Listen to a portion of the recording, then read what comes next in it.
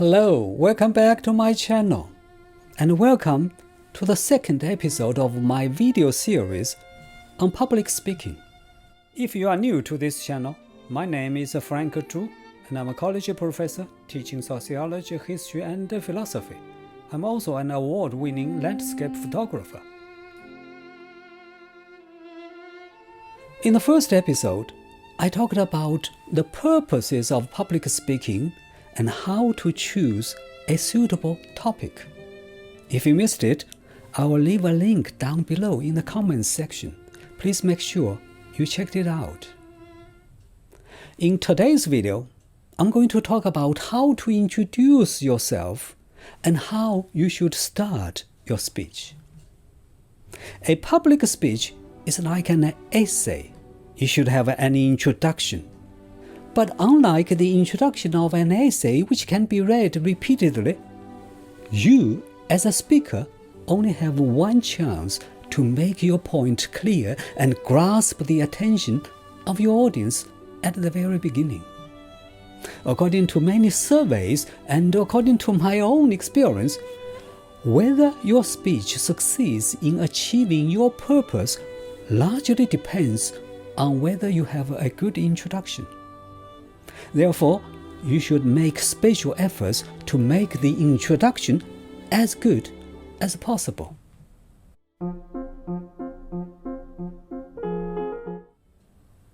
A good introduction should have several elements. First, you should have a brief self-introduction. When you introduce yourself, you should only talk about those things that are most related to the subject, such as your qualifications as a speaker on the subject. This is important because telling the audience your qualifications creates credibility and builds up their trust in you so that they won't think that they are wasting their time listening to a very ordinary person.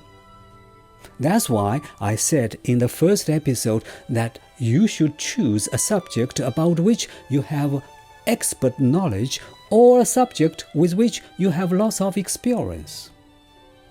When presenting your qualifications, don't be modest, because this is not the occasion where you are expected to be modest.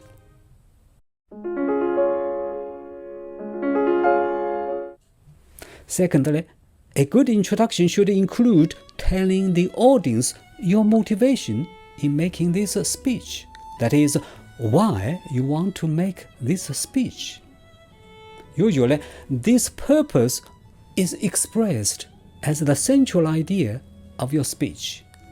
The central idea is a statement in simple and clear sentences, not phrases, and not a question. For emphasis, you may want to repeat the statement because you want to make it absolutely clear to your audience why you are speaking to them. Thirdly, a good introduction should provide the audience with a good reason why they should listen to you. Without a good reason or reasons, they will wonder why they should bother to listen to you. As a reason, you may show them how the subject will affect their life, or you may explain to them how useful the subject is and how they will gain something by listening to you. Or you may mention something that will trigger their curiosity or interest. Fourthly, if your speech is a long one, you should preview the ideas. This is important because it prepares your audience to listen for and retain the most important points or information for them. It also helps them follow your development of ideas. But remember, if your speech is short and you don't have many ideas to elaborate on, don't preview the speech. Finally, which is perhaps the most important, you should capture the audience's attention right at the beginning. The reason is obvious. You cannot get across your messages to an audience that is not paying attention to you.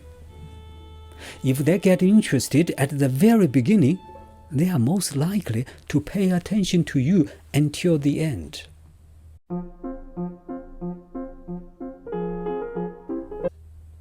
There are many methods or strategies which will help you capture the audience's attention and put them in a good frame of mind so that they will listen to you more carefully. For example, you may start off with a piece of humor. The use of humor not only helps capture the audience's attention, it also shows that you are confident enough to laugh and you are able to create a relaxing atmosphere in which your audience can laugh with you. If you have successfully made them laugh with you at the beginning, you have already done half of the job because your audience will tell themselves, this is a funny guy. Let me listen to what he has to say. It should be interesting. Telling a piece of humor is an effective way to capture their attention. You may also begin with a short story because stories create suspension and suspension helps keep attention. The effect of a story is similar to that of humor, but your story should be short so that it won't take too much time and won't divert the attention too much from the main subject. Or you can start your speech with a rhetorical question. A rhetorical question is a question that no one expects an answer, or the answer is obvious. For example, if you are speaking to a big audience who have come to New York City as tourists, you may ask a rhetorical question like this. Wow, look at this big crowd. Do you ever wonder why New York City is always crowded? A proper rhetorical question can produce happy laughter, making the listeners think that it is going to be an interesting speech, so they will pay attention. However, be careful. Never put a real question to your audience at the beginning and wait for their answers, because a prolonged silence is an enemy of your speech, which you should always try to avoid. Besides, your audience will feel embarrassed if they can't come up with an answer. Such embarrassment will certainly destroy the audience's mood and your own mood as well. Another method of gaining your audience's attention is through using a personal anecdote or personal examples. Personal experience helps develop credibility, making your audience trust you. However, you must make sure that the anecdote or examples resonate with your audience or related to your subject. Otherwise, it will be only counterproductive, making your audience think that you don't know what you are talking about.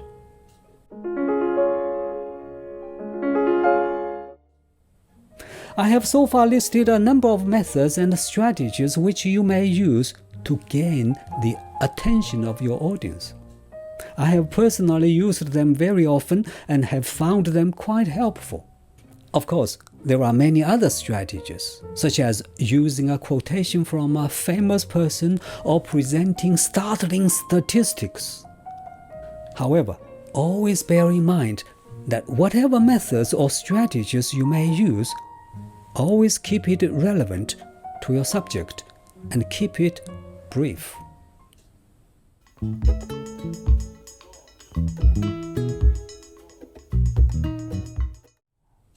Well, that is all that I wanted to talk about today.